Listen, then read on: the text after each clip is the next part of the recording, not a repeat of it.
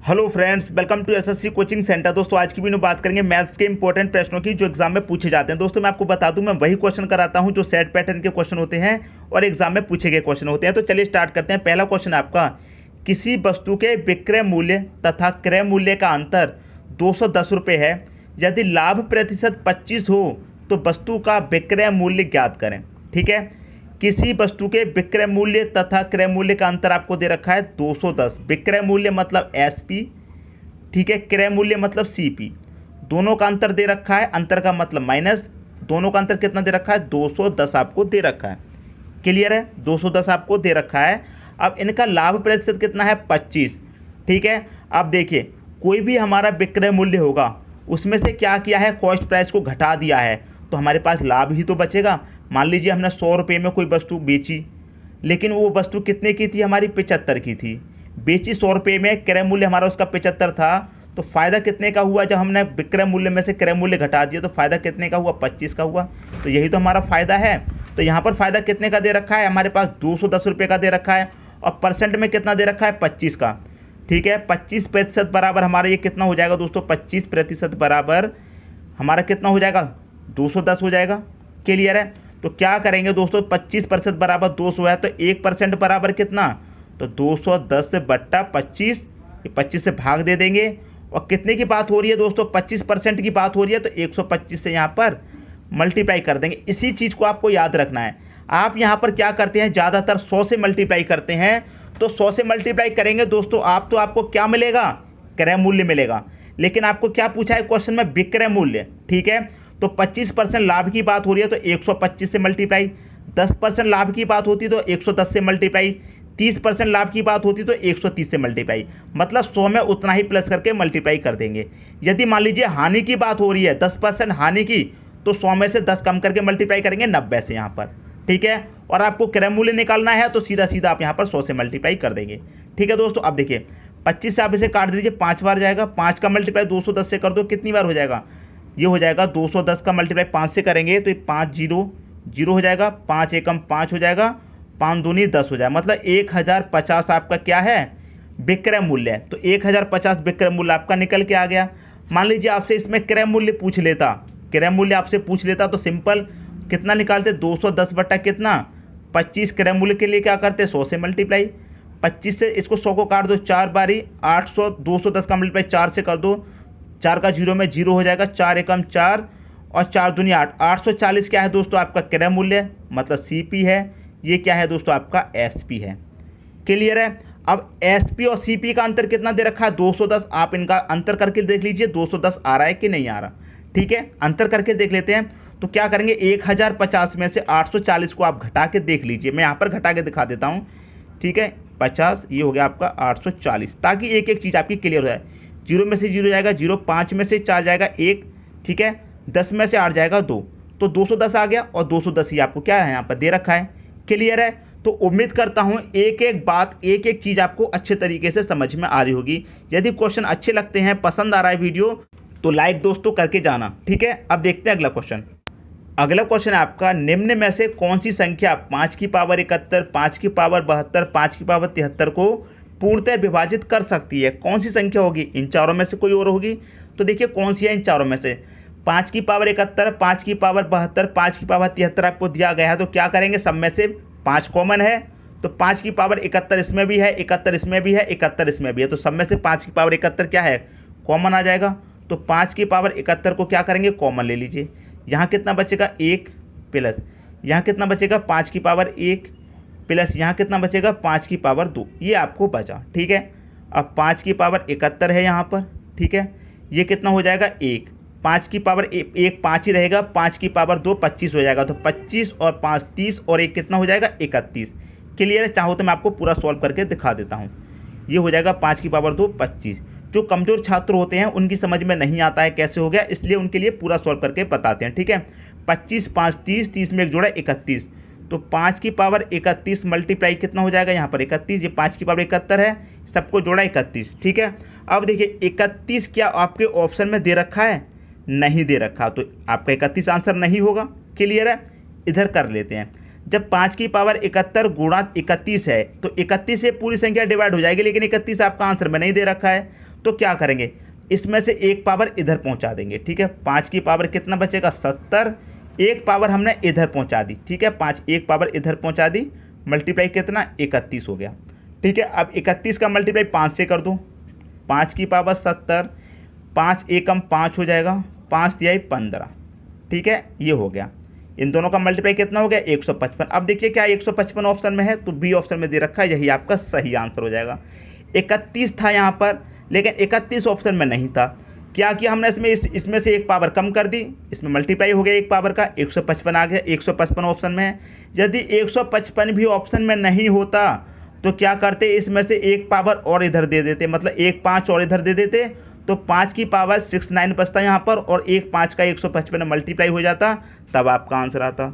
समझ में आ रही है दोस्तों बात? यदि समझ में आ रही है तो मुझे बताया करो कमेंट बॉक्स में, सर समझ में आता है। ठीक है, अब देखते हैं अगला क्वेश्चन। अगला क्वेश्चन है आपका, 4 वर्षों के अंतराल में 4 बच्चों की आयु का योग 48 है, तो सबसे छोटे बच्चे की आयु ज्ञात करनी है। ठीक है, देखिए दोस्तों, 4 वर्ष के अंतराल में 4 बच्चों की आयु पूछी गई है। पहले बच्चे की आयु नहीं पता, उसे x मान लेते हैं, फिर इसके 4 वर्ष का अंतराल रखेंगे, तो दूसरे बच्चे की कितनी हो जाएगी x + 4, तीसरे की में भी 4 वर्ष का अंतर रखेंगे, क्या हो जाएगी x + 8, चौथे के में भी 4 वर्ष का अंतर रखेंगे, तो x प्लस कितनी हो जाएगी 12, और इनका सबका योग कितना दे रखा है आपको 48, तो सबको 48 के बराबर रख दीजिए। पहले बच्चे की हमने x मान ली है, पहले बच्चे और दूसरे बच्चे की आयु में अंतर कितने का होना चाहिए 4 का, तो यहाँ पर 4 का है, फिर दूसरे और तीसरे में 4 का होना चाहिए, तो यहाँ भी 4 का है, फिर तीसरे चौथे में 4 का अंतर होना चाहिए, 4 का हमने सब में अंतर रख लिया। कितने x हैं 1 2 3 4 x हैं, तो यहाँ पर कितना आ जाएगा 4x आ जाएगा। क्लियर है, प्लस कितनी हो गई, इनको जोड़ लो, 4 8 12, 12 और 12 कितना 24 हो गया, इनको भी जोड़ लिया, बराबर कितने के हैं 48 के हैं। ठीक है दोस्तों, अब देखिए इधर क्या है 4x, अब देखिए 24 इधर प्लस का है, ये बराबर के इधर आ जाएगा, तो 48 में से माइनस हो जाएगा 24, तो कितना बचेगा आपके पास 24 बचेगा, 48 में से 24 माइनस हो गया 24। ठीक है, x बराबर 24, ये 4 मल्टीप्लाई में इधर कहाँ जाएगा बटे में, 4 से काट दो 24 को, कितनी बार जाएगा 6 बराबर, तो x की वैल्यू कितनी आ गई 6, आपकी x की वैल्यू आ गई। क्लियर है, तो यही क्या हो जाएगा दोस्तों आपका सही आंसर आ जाएगा। 6 आपके सी ऑप्शन में दे रखा है, यही क्या हो जाएगा दोस्तों आपका सही आंसर हो जाएगा। क्लियर है, तो उम्मीद करता हूँ ये क्वेश्चन भी आपको अच्छे तरीके से समझ में आ गया होगा। अब देखेंगे अगला क्वेश्चन। अगला क्वेश्चन है आपका, कोई राशि 12.1/2% की वार्षिक साधारण ब्याज पर दोगुनी हो जाती है, तो उस राशि के लिए कितना समय लगेगा। ठीक है, समय आपसे पूछा गया है। देखिए जब भी आपको ऐसा क्वेश्चन मिलेगा, मतलब गुना गुनी वाला, तो आप क्या करेंगे, जो भी आपको गुना गुनी दे रखा है उसे लिखेंगे, -1 करेंगे हमेशा। ठीक है, रेट दिया गया है तो रेट, समय दिया गया है तो आप समय से डिवाइड करेंगे। क्लियर है, अब देखिए कितना गुनी दिया गया आपको 2 गुनी दिया गया है, तो 2 माइनस क्या करेंगे गुना में से हमेशा 1। ठीक है, बटे में कितना है, रेट दिया गया आपको 12.1/2% का, तो 12 मतलब ये 12.5 हो गया, 12.5 को हम क्या लिख सकते हैं 25/2 लिख सकते हैं, और मल्टीप्लाई कर दीजिए 100 से, बस आपका आंसर आ जाएगा। क्लियर दोस्तों, समझ में आ गई बात? उम्मीद करता हूँ किसी को कोई डाउट नहीं होगा। करेंगे क्या, जो भी 2 गुना 4 गुना 6 गुना जो भी दिया जाएगा वो गुना लिखेंगे, उसमें से -1 करेंगे हमेशा। रेट दिया गया तो रेट, समय दिया गया तो समय, गुना करना है आपको 100 से। ठीक है, तो हमने यहाँ पर 100 से गुना कर दिया।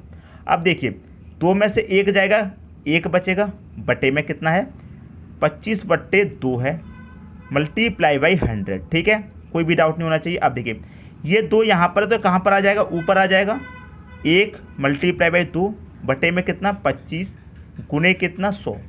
ठीक है, ये 2 कहाँ पर आ गया, ऊपर आ जाता है मल्टीप्लाई में, तो 25 से काट दो, 4 बार कटेगा, 4 का मल्टीप्लाई 2 से कर दो, कितना हो जाएगा 8। क्लियर है, 4 का मल्टीप्लाई 2 से करेंगे, 8 एकम 8, तो 8 आ गया, तो कितना समय लगेगा 8 वर्ष का समय लगेगा। ठीक है, तो इसका पहला ऑप्शन आपका सही हो जाएगा। क्लियर दोस्तों, समझ में आ गई बात? उम्मीद करता हूँ ऐसा क्वेश्चन आपसे जब भी पूछा जाएगा आप उसे चुटकियों में सॉल्व कर सकते हैं। ठीक है, गुना, जितने भी गुना दे रखा है वो लिखेंगे। यहाँ पर तो 2 था, 2 की जगह 4 दिया है तो 4 -1 करते। रेट दिया गया तो रेट, यदि रेट नहीं दिया जाता, समय दिया जाता, तो आप क्या करते समय। ठीक है, देखिए चाहो तो मैं इसी क्वेश्चन में करके दिखा देता हूँ आपको। ठीक है, देखिए आपको कितना गुना गुनी दिया गया है, 2 गुना दिया गया है, तो यहाँ पर देखिए 2 गुना लिख लीजिए, -1 करेंगे हमेशा। ठीक है, और देखिए समय आपको कितना दिया गया 8 वर्ष का समय दिया गया। मान लीजिए इस क्वेश्चन में रेट निकालने के लिए दिया जाता और समय दिया जाता 8 वर्ष का, तो चेक कर लेते हैं क्या 12.5% हमारा आता है, निकल के नहीं आता। यहाँ पर कहा जाता गुणे 100। ठीक है, यहाँ तक तो कोई भी डाउट नहीं होगा। आप देखिए इसे कटा लेते हैं। सबसे पहले तो ये कितना हो जाएगा, 2 में से 1 जाएगा तो 1 बटे में कितना 8 गुणे कितना 100 हो जाएगा। ठीक है, इसे कटा लेते हैं। ये कट जाएगा 4 दूनी 8, 4 से कट जाएगा दोस्तों ये 25 बारी, 25 से कम 25 तो 25 बटे 2 हो जाएगा। तो मैं यहाँ पर लिख देता हूँ 25 बटे 2। तो 25 बटे 2 का क्या मतलब है, 12.5% मतलब 12.5। 12.5 लिख दो या चाहे ऐसे लिख दो 12.1/2 कैसे भी लिख दो, आपका कितना रहेगा 12.5 रहेगा। तो उम्मीद करता हूं दोस्तों, देखिए जब आपका समय 8 वर्ष था तो कितना निकल के आया इतना, और जब आपका रेट इतना था तो समय इतना।